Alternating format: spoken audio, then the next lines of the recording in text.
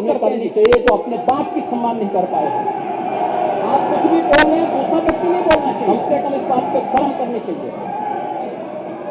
जब चर्चा होगी तो सभी मुद्दों पे चर्चा होगी। तो किस प्रकार जी हाँ दोस्तों, जैसा कि आप सभी ने देखा कि योगी आदित्यनाथ ने खुलकर सपोर्ट किया सन ऑफ बिहार यानी कि मनीष कश्यप को, और सीधे तौर पर तेजस्वी यादव पर जो है कि निशाना साधते हुए कहा कि उसने काफी ज्यादा जो है कि अपना बाप का तो इज्जत किया ही नहीं कभी, तो फिर वो क्या समझेगा मनीष कश्यप को कि वो जो है कि कसूर है या बिना कसूर है। मनीष कश्यप के सपोर्ट में योगी आदित्यनाथ जी ने कहा है कि जहां पर कानून सही तरीके से काम नहीं कर रहा वहां पर जो है कि उंगली टेढ़ी करनी पड़ती है, और शायद अब मनीष कश्यप के लिए जो है कि बिहार की जनता को रोड पर उतरने की जरूरत है। जहां दोस्तों आप सभी को बता दें कि गरीबों के मसीहा कहे जाने वाले मनीष कश्यप तमिलनाडु से जल्द ही रिहा होने वाले हैं, क्योंकि योगी आदित्यनाथ ने जो है कि तेजस्वी यादव के खिलाफ जो है कि कार्रवाई कर दी है। और उसके बाद फिर से जो है कि बिहार सरकार का नींद उड़ने वाला है, क्योंकि इस बार तो लंबा दंगल चलेगा तेजस्वी और मनीष कश्यप के बीच। अब तो देखना यह होगा कि इस दंगल में कौन जीतेगा, तेजस्वी यादव या फिर मनीष कश्यप, क्योंकि अब उन पर केवल और केवल बिहार में ही मुकदमा चलेगा। इसलिए तेजस्वी यादव काफी ज्यादा जो है कि डर गए हैं और इस बार जो है कि मुख्यमंत्री पद पर भी खड़ा होना नहीं चाह रहे।